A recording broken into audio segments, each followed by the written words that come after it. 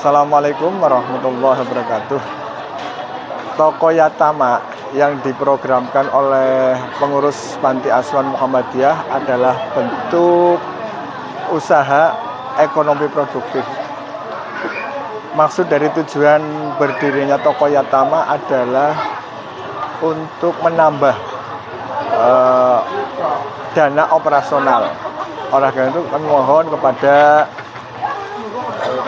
ibu-ibu warga Muhammadiyah simpatisan untuk berpartisipasi mendukung program Toko Yatama. Keunggulan dari Toko Yatama yang pertama adalah belanja berkah, harga murah. Kemudian dengan belanja di Toko Yatama itu secara otomatis membantu Panti Asuhan Muhammadiyah karena keuntungan itulah adalah untuk operasional Panti Asuhan Muhammadiyah. Kemudian keutamaan dari belanja di Toko Yatama adalah dengan niat seperti di atas, maka ada nilai pahala karena tidak sebatas membeli barang, tetapi ada nilai ibadahnya. Dan kami dari inisiator pendiri Toko Yatama mengharapkan sekali peran serta masyarakat untuk berpartisipasi. Toko Yatama, toko kita Yatama.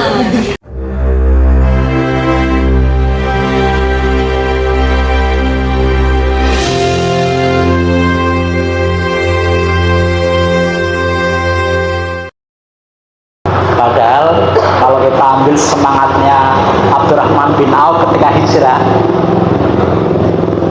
Bapak Ibu coba ambil semangat hijrah, itu kan salah satunya semangat membangun pasar. Yang ini namanya tidak pernah menginspirasi umat Islam, tapi semangat hijrah.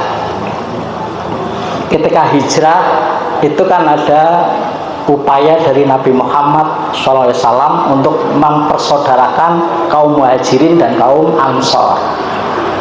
Salah satunya peristiwa Abdurrahman bin Auf mewakili kaum muhajirin, orang hijrah dari Mekah ke Madinah. Kemudian Sa'ad bin Rabi itu mewakili kaum ansor. Sa'ad bin Rabi orang kaya, Abdurrahman bin Auf muhajirin. Dari Mekah ke Madinah hartanya ditinggal di rumah, tidak dibawa, sehingga sampai di Madinah sudah nggak punya apa-apa. Rumahnya ditinggal, hartanya ditinggal, dibawa sebatas yang bisa dibawa pakai onta, sangat terbatas, sehingga sampai di Madinah sudah tidak punya harta, tidak punya rumah. Kemudian dipertemukan keduanya oleh Nabi Muhammad SAW. Salah satunya ketemu namanya Sa'ad bin Rabi. Apa kata Sa'ad bin Rabi, Bapak Ibu? Kata Sa'ad bin Rabi kepada muhajirin tentang nuqasimkum hadil amwal wal buyut. Kami akan berbagi pada kamu sekalian kaum muhajirin rumah dan harta. Nah, gitu ya. Kira-kira Bapak Ibu dikasih rumah, dikasih harta, purun apa mboten? Kasih rumah, kasih harta oleh Sa'ad bin Rabi untuk kaum muhajirin. Bahkan bal nuqasimkum azwajana. Ibu-ibu setuju mboten Bu?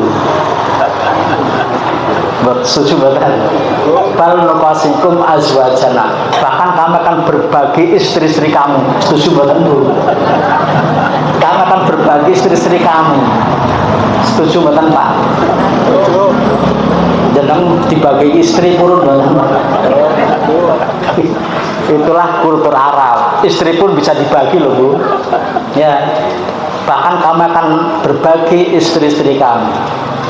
Silakan kamu lihat mana yang istri kamu, mana istri saya yang kamu cintai, kamu ngomong. Saya cerai, silakan kamu nikahi. Setuju mboten Bu? Setuju Bu? Setuju mboten Bu?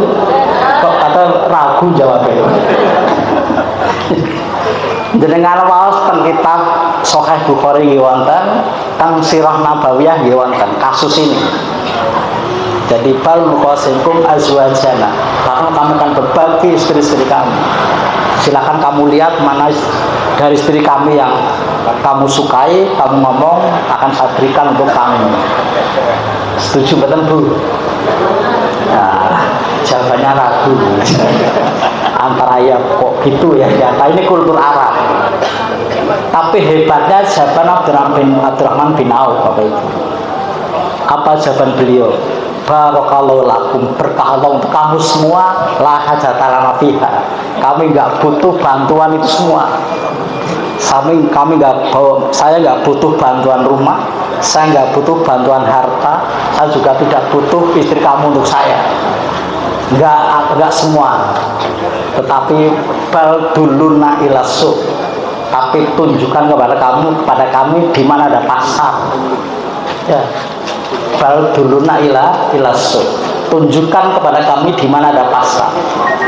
Natajiru, di pasar kami akan berbisnis. Naktasibu, di pasar kami akan berusaha. Aghnahumullahu ta'ala. Allah akan membuat kami kaya karena pasar. Pertanyaannya, sinten umat Islam sing menguasai supermarket? Sinten umat Islam sing menguasai pasar? Semua umat Islam kaumnya sama. Ya, semua umat Islam mesti pondok pesantren, pendidikan, kesehatan. Nggak ada yang umat Islam kok usahanya bisnis, nggak ada. Semua sama. Akhirnya sama-sama mengedarkan kota amal. Kita masuk rumah makan jejer kota amal. Itu yang satu Nurul Islam kan gitu. Satu Nurul Islam, yang satu Radul Tolibin gitu. Ya, kan gitu. Yang satu Abul Yatama kan gitu. Kota amalnya semua begitu. Nggak ada yang namanya Antonius, nggak ada kota amal itu. Ya, jadi semua kota amal itulah umat Islam. Tertinggal ekonomi, tertinggal teknologi. Kenapa? Memang nggak pernah menguasai pasar. Bahkan saya baca di WA Grup Muhammadiyah, begitu ngomong pasar itu yang diambil negatifnya. Pasar tempat merdekanya setan gitu ya. Pasar tempat merdekanya setan itu yang diambil. Pasar tempat terburuk bagi umat Islam itu yang diambil. Akhirnya pasar diambil orang lain. Mereka membangun pasar, supermarket, pabrik. Begitu besarnya baru kita bengok-bengok, kita dijajah. Maka di tahun kedua ini Muhammadiyah mulai sadar, mulai bangun kekuatan ekonomi. Maka latihan buat tokomu, walaupun masih gagal di beberapa tempat. Oh ternyata tidak mudah. Mungkin benar ungkapan kutubul ilma walau bisin. Carilah ilmu walau sampai ke negeri Cina. Mungkin ungkapan itu penting karena ternyata kita perlu belajar pada mereka. Nyatanya mereka berhasil, kita gagal. Mungkin lebih dari 50% tokomu di Jawa Tengah itu gagal. Hanya berapa gelintir, bahkan lebih dari 50% mungkin yang gagal. Dari amatan saya, mayoritas gagal. Kenapa? Salah hitung, dikira nek punya toko mesti badinya akeh. Mboten. Ingat, ini bisnis retail, ya. Ini bisnis retail. Retail artinya apa Bapak Ibu? Retail artinya apa? Recehan. Jadi namanya toko itu bisnis recehan. Maka batinnya hanya recehan. Misalnya per item pinten rupiah batinnya Bapak Ibu ya 1.000, 2.000. Sekarang dihitung berapa item. Lah kalau jeneng ngangkat pegawai 5 ya nggak kuat bayar. Nggak kuat bayar. Jadi dihitung. Jadi nanti paling-paling kan untungnya paling hanya 3 juta, 2 juta per bulan. Lah kok tenaganya 5 orang yang tekor, belum bayar listrik. Akhirnya lama-lama bangkrut. Ingat Bapak Ibu, ini bisnis retail. Ya, ini bukan pabrik. lagi, tapi bisnis retail. Karena retail ya sesuai dengan artinya recehan, maka badainya badai recehan. Masih untung Bapak Ibu punya background rasa sodako. Ya, jadi niatnya sodako, tidak semata-mata jual beli. Maka mungkin untungnya dari sodako itu. Maka insya Allah mudah-mudahan ini menjadi ilham baru di Muhammadiyah. Bagaimana sekarang tidak hanya amal sosial tapi amal ekonomi, menginspirasi dari semangat Abdurrahman bin Auf. Dia tidak butuh bantuan apapun kecuali ditunjukkan di mana ada pasar. Sehingga mari Muhammadiyah mulai menguasai pasar. Kalau perlu amal sosial selesai, sekarang bangun pasar. Kalau punya tanah untuk bangun pasar tradisional. Kalau supermarket ya mungkin belum mampu. Pasar tradisional. Karena apa? Sekarang Bapak Ibu, kalau Muhammad itu kan PKO, penolong kesengsaraan umum. Ya, Muhammad itu salah satu misinya adalah PKO, penolong kesengsaraan umum. 100 tahun yang lalu orang susah cari sekolah, orang susah cari rumah sakit. Sekarang nggak ada lagi. Cari sekolah gampang, cari rumah sakit gampang. Yang susah nopo Bapak Ibu sekarang cari lapangan kerja. Yang susah sekarang cari lapangan kerja. Maka bagaimana Muhammadiyah membangun lapangan kerja? Itu baru namanya Muhammadiyah hadir di tengah-tengah orang yang sengsara. Maka PWM semua aumnya, yang kelola PWM sekarang semua ke ekonomi. Nggak ada lagi PWM bangun amal sosial, kita anggap selesai. Bagi ranting itu masih perlu, tapi di wilayah tidak perlu lagi. Semua kita bangun ke arah ekonomi. Karena tadi Muhammadiyah butuh kekuatan ekonomi. Yang kedua, PKO penolong kesengsaraan umum. Sengsaranya orang sekarang tidak punya lapangan kerja.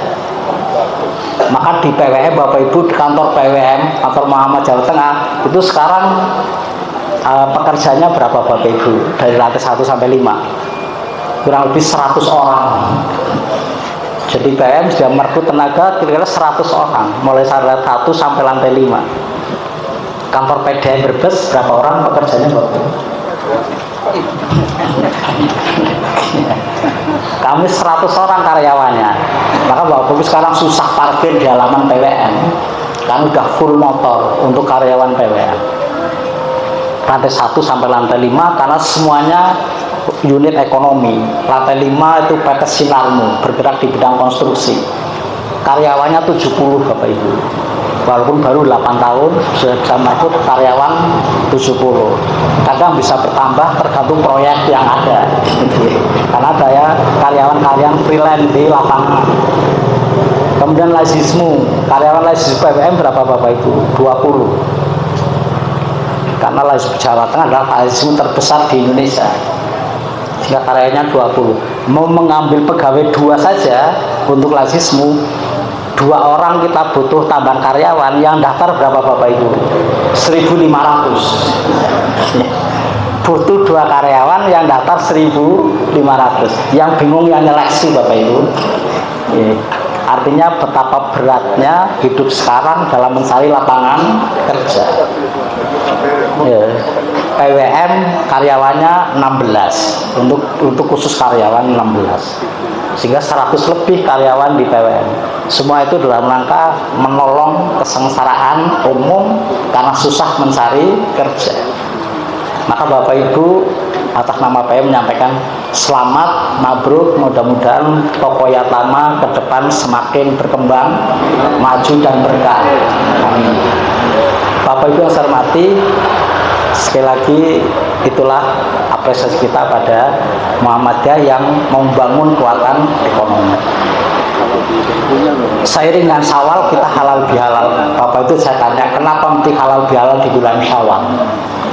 Karena umat Islam Indonesia memahami Ramadan tidak sekedar bulan berkah Bapak Ibu.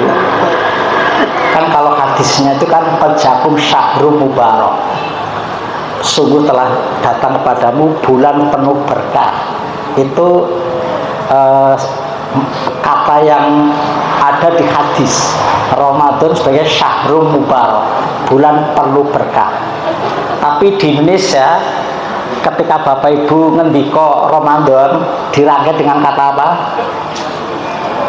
Selalu dengan kata bulan suci. Bulan suci Ramadan. Hampir sangat akrab orang Indonesia menyebut Ramadan sebagai bulan suci. Di Quran nggak ada, di hadis nggak ada. Di Quran nggak ada, di hadis juga tidak ada. Bid'ah napa mboten? Jenengan menyebut Ramadan bulan suci, bid'ah napa mboten?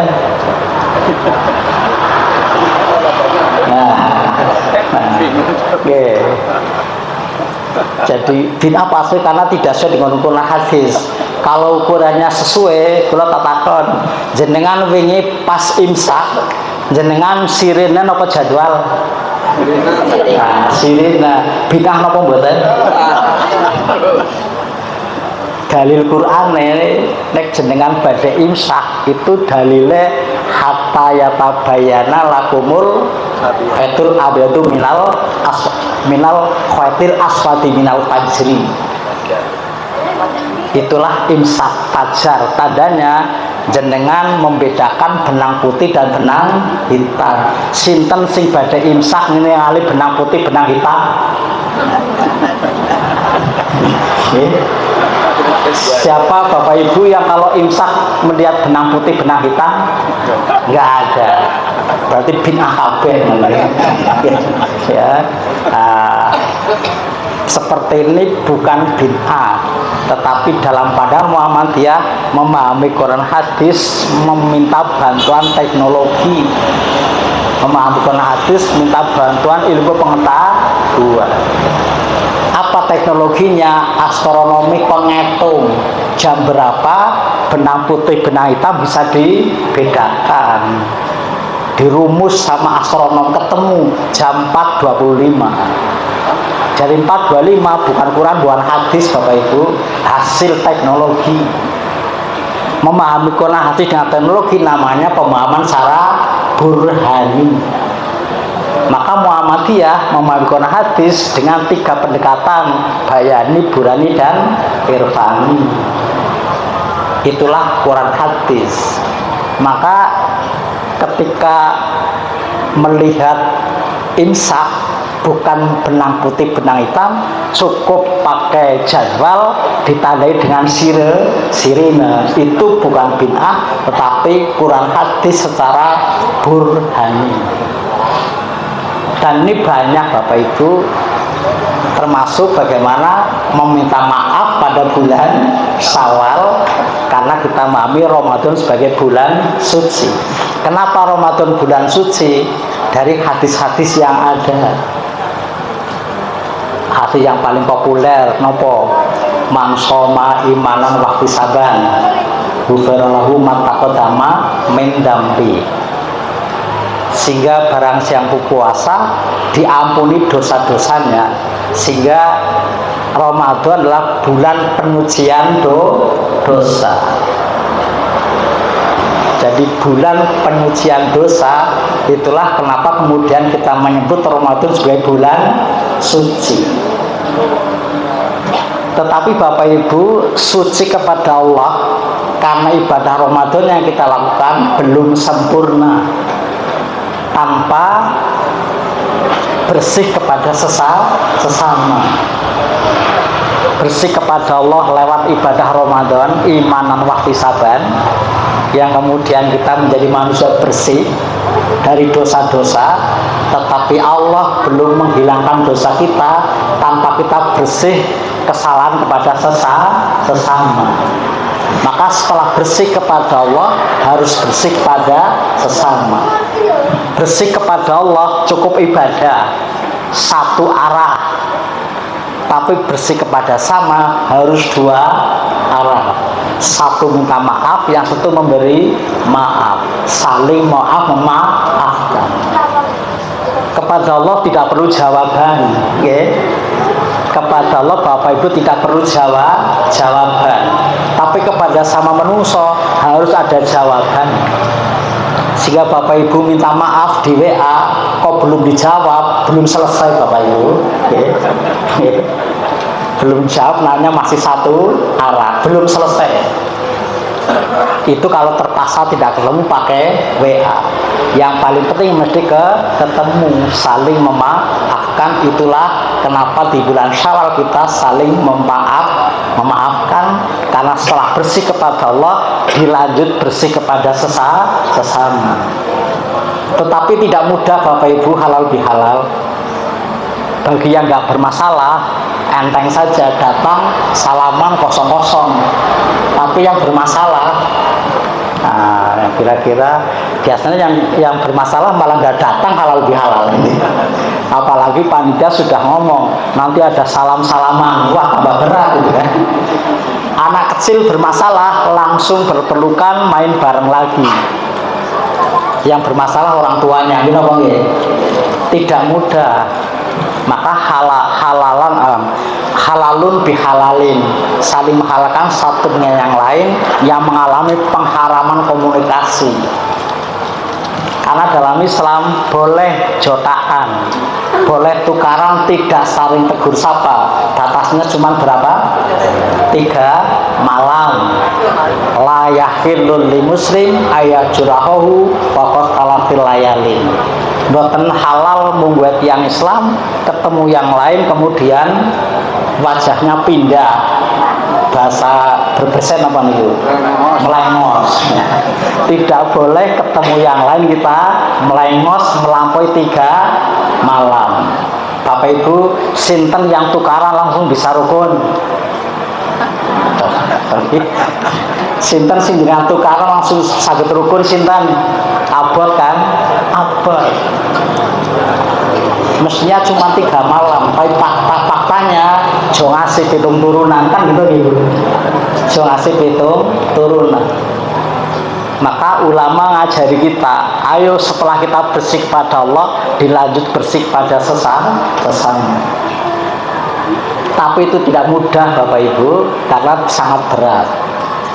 Maka sampai-sampai Nabi bagi orang yang ingin merukunkan orang yang tukaran sampai boleh bohong loh Bapak Ibu. Karena mempertemukan orang tukaran kan susah ya. Jenengan bagaimana caranya yang penting bisa ketemu orang yang tukaran, walaupun dengan cara bohong. Kan bohong tidak boleh kecuali 3 dalam hadis ini. Nabi menyatakan lam asma yurokhosu fi syaima yakulnas kadibun illa fi alafin. Boten wonten keringanan muge menungso untuk berkata bohong kecuali dalam 3 hal. Apa aja Bapak Ibu? Bohong tapi boleh, napa mawon? Tapi napa mawon bohong tapi boleh. 1 kadibun fil harbi, bohong di medan perang.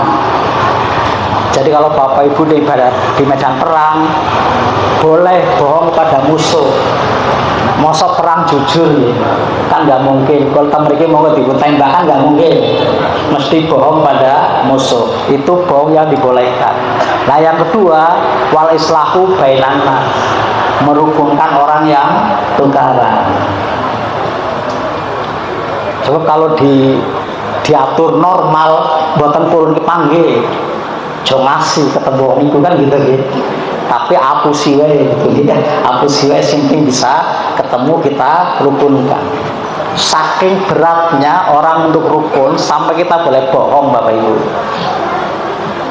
Dan yang ketiga, bohong tapi boleh adalah candaan suami istri demi kebaikan suami istri. Hadithu rajul imratahu wa hadithu ma'ati zawjaha. Ucapan suami kepada istrinya dan ucapan istri pada suaminya demi kebaikan suami istri. Jadi para suami kalau istri nanya, Pak apakah saya cantik, harus dijawab cantik, nggak boleh yang lain Pak. Apapun situasinya ya. Jadi walaupun nggak sesuai fakta harus ngomong cantik. Kalau jujur menyakitkan, Mbak. Gitu. Sama para istri, kalau suami nanya apakah saya ganteng harus jawab ganteng. Nggak boleh yang lain. Nggak usah tambah-tambahi ganteng 15 tahun yang lalu. Sekius ilang apa? Nggak usah. Pokoknya ganteng. Para suami kalau istri masak kemudian ditanya enak Pak, harus jawab enak. Walaupun asinan tetap jawab enak. Nggak usah dijawab enak tapi lebih enak kalau nggak usah masak. Itu menyakitkan. Ibu-ibu kalau suami dari luar kota kemudian pulang bawa oleh-oleh misalnya baju, ditanya cocok Bu, cocok. Walaupun dipakai angel ya ora karo. Digo angel temen. Harus jawab cocok. Jangan jawab baju ngono ditukoni nggo ngapa. Ampun, malah menyakitkan. Padahal bapak-bapaknya itu sudah sapasar diobo-obo. Beli yang terbaik untuk istrinya. Dan itu direwangi bohong loh Bu. Buku ditanya berapa harganya, 100.000, harganya 500 loh Bu. Kalau mau 500 jujur, Senin kali jenengan. Mahal-mahal ditukoni kan ngaten gitu. Jadi 500 ngomong 100, gini apa bener kan? Ya, masalah jujur Senin kalau bojone. Sebaliknya istri bohong, harganya 100 ngomongnya 500. Biar dapat ganti rugi. Itu sandaran suami istri demi kebaikan suami istri. Sehingga halal bihalal itu sekalipun dalam hadis nggak ada, bukan berarti bid'ah. Apalagi ini muamalah, bukan akidah. Dalam muamalah kaidah fikihnya adalah al aslu fil asya al ibahah. Semua boleh. Hatta yadulan dalil ala tahrimiha, sampai ada dalil yang mengharamkan.